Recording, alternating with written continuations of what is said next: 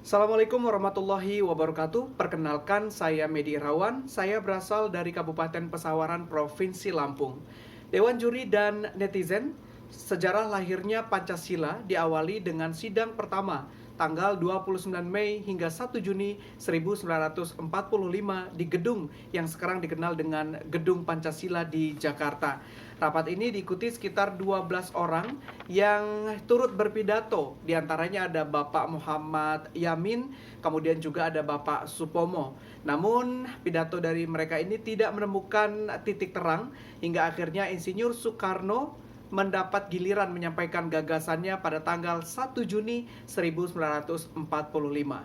Pada 1 Juni tersebut, Insinyur Soekarno berusaha menyatukan perdebatan yang menyeruak di antara para peserta sidang BPUPKI dengan mengenalkan 5 sila. Lewat pidatonya ini, rumusan Soekarno dianggap paling pas dan mendapat tepuk tangan yang meriah dari para anggota sidang. Rumusan Pancasila Insinyur Soekarno menjadi tonggak lahirnya Piagam Jakarta dan menjadi cikal bakal Pancasila yang saat ini sebagai ideologi dan dasar negara Indonesia. Dewan Juri dan netizen, betapa sukarnya perumusan Pancasila yang ini menjadi dasar negara Indonesia. Sepatutnya lah kita sebagai generasi penerus bangsa memahami dan mengamalkan Pancasila sebagai pilar ideologi, dasar negara, pemersatu suku bangsa, ras, agama, golongan yang ada di negara Indonesia.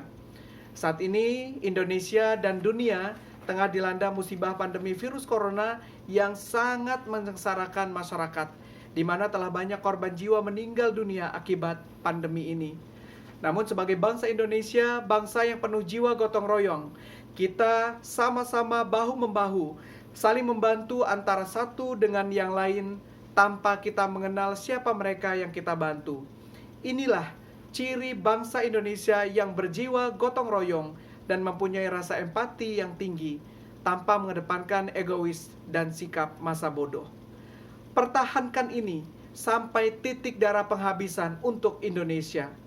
Mari kita berdoa bersama-sama agar pandemi COVID-19 yang tengah melanda ini segera berakhir, sehingga kita bisa hidup normal seperti dahulu. Dan kita doakan saudara-saudara kita yang telah mendahului kita, baik tim medis maupun juga masyarakat, agar tenang di sisi Tuhan. Amin. Satu hal lagi yang tidak kalah penting, di mana di tengah derasnya kemajuan zaman, di mana budaya luar masuk dengan bebas di negara kita, kita punya tugas mengenalkan Pancasila dan nilai ideologi kepada anak-anak kita dan juga kepada generasi penerus bangsa. Kita harus mempunyai rasa tanggung jawab untuk mengenalkan Pancasila, karena ini bukan hanya tugas dari pemerintah atau badan pembinaan ideologi Pancasila saja, tapi ini adalah tugas dari kita semua. Begitu miris kalau kita lihat banyak anak muda di luar sana, saat ini mereka tidak ingat tentang Pancasila, tidak hafal dan bingung, karena ini dianggap enteng dan dianggap mudah, sehingga kita lupa pada dasar negara kita.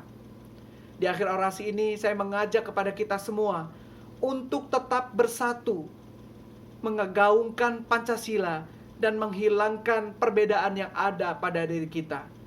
Jika kita tahu makna dari dasar negara kita, insya Allah tidak ada perpecahan, tidak ada tindak kriminal, dan semua akan aman dan sejahtera.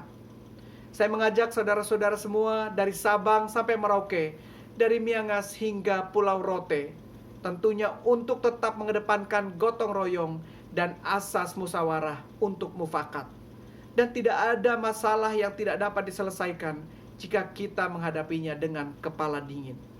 Sekali lagi, selamat memperingati Bulan Bakti Pancasila 2020, Pancasila dalam tindakan gotong royong menuju Indonesia maju.